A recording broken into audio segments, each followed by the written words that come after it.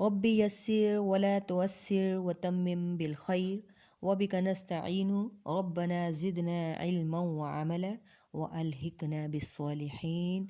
بسم اللہ الرحمن الرحیم. السلام علیکم پیارے بچوں. جی پیارے بچوں کیا حال ہے؟ میں آپ کی معلمہ شاہینہ. تو جی بچوں آج کا جو ہمارا جو ٹاپک ہے، ہمارا جو عنوان ہے وہ ہے مذکر مؤنث. بہت ہی آسان.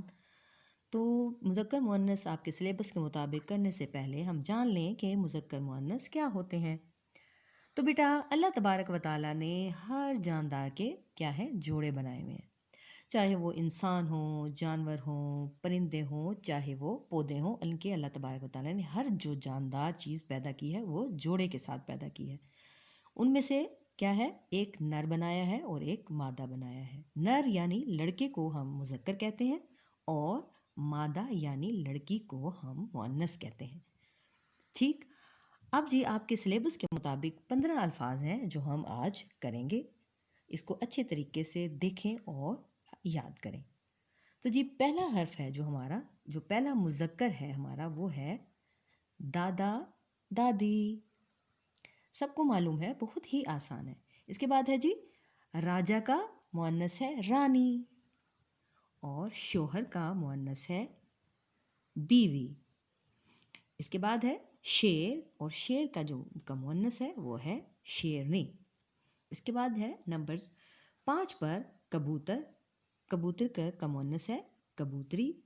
اس کے بعد ہے کتا. کتا کا مؤنث کتیا. گھوڑا کا مؤنث گھوڑی.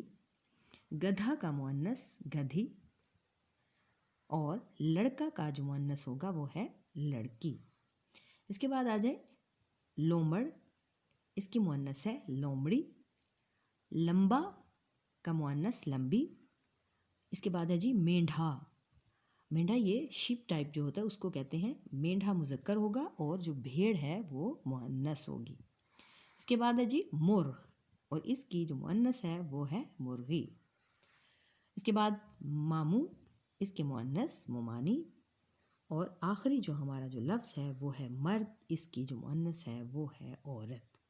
ٹھیک ہے، بے حد آسان. اس کو اچھے طریقے سے یاد کر لیں. اوکے بیٹا، اللہ حافظ.